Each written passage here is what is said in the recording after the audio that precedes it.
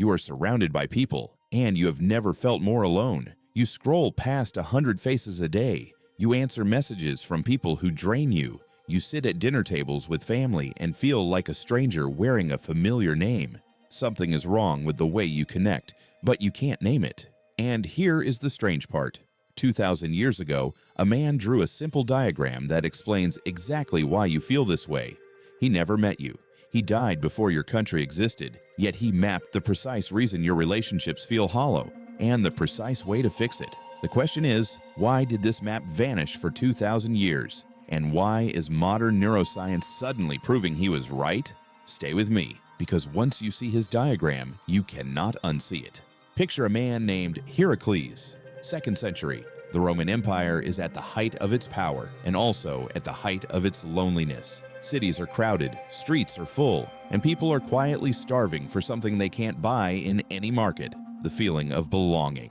Hierocles is a Stoic teacher, not famous, not rich. He doesn't write to impress emperors. He writes to answer one brutal question that his students keep asking him in private, almost ashamed to say it out loud. The question is this: why do I feel nothing for most people? Why does my heart only stretch so far and then go cold? This was not a soft question in his world. Rome ran on duty, on family, on loyalty to the state. A man was supposed to feel deeply for his city, his household, his blood.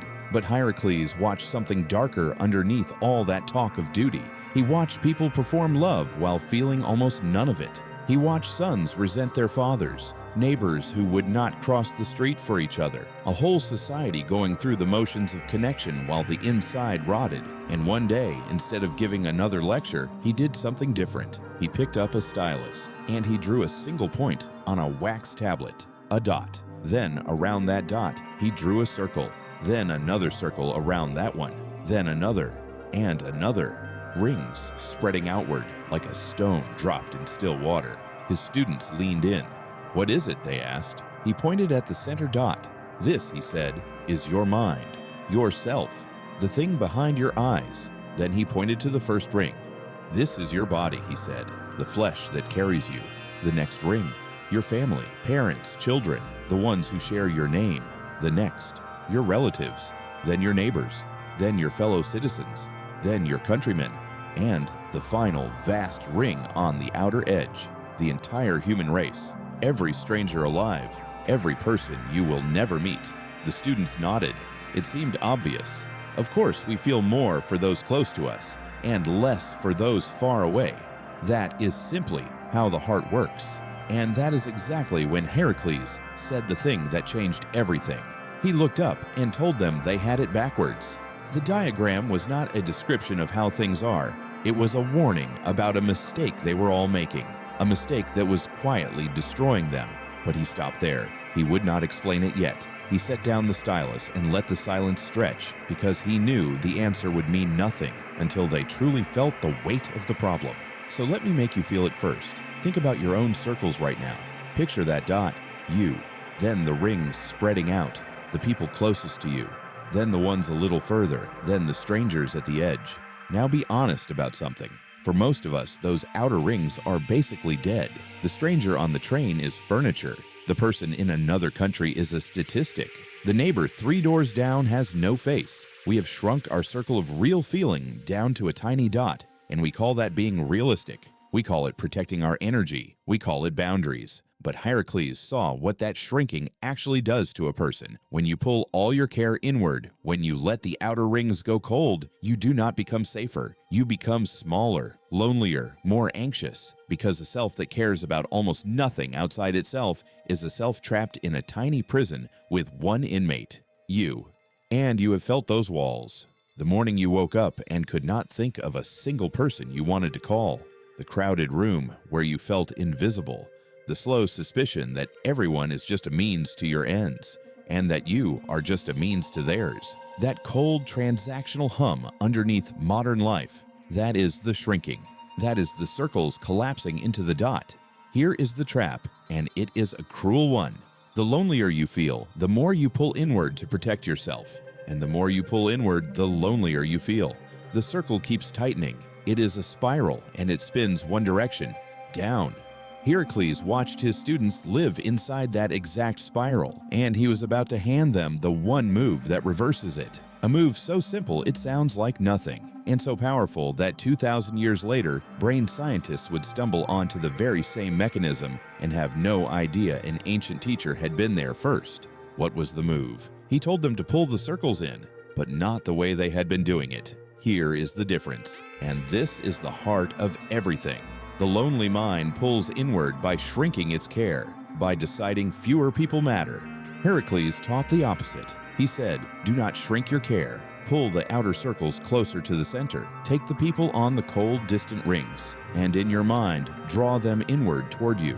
Treat the stranger a little more like a neighbor. Treat the neighbor a little more like family. Treat the distant relative like a brother.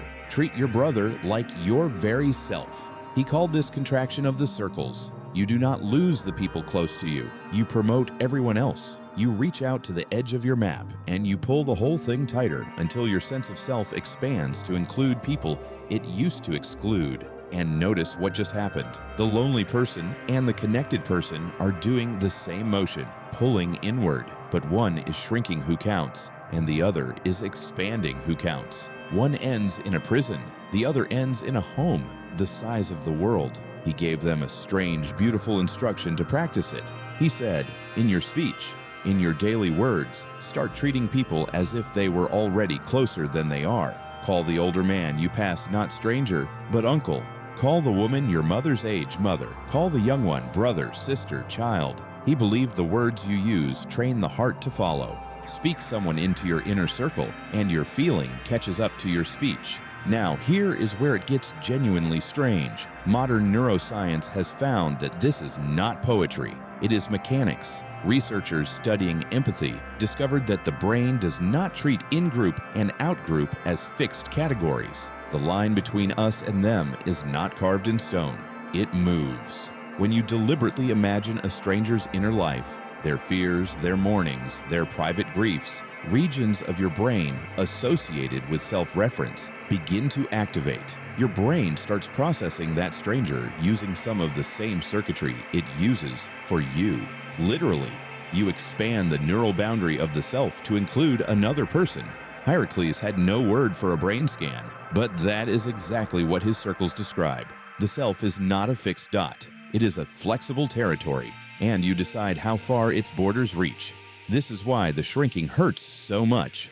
A self with tiny borders has very little inside it to love, and very little that loves it back. And it is why pulling the circles inward the right way feels like coming up for air. You are not adding tasks to your life. You are widening the country of your own identity until you are no longer alone inside it.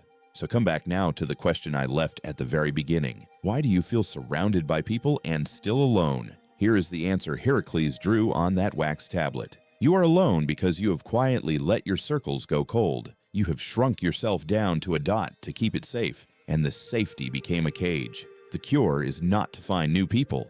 It is to pull the people you already have closer, and to thaw the rings you let freeze. So here is what you can do tonight.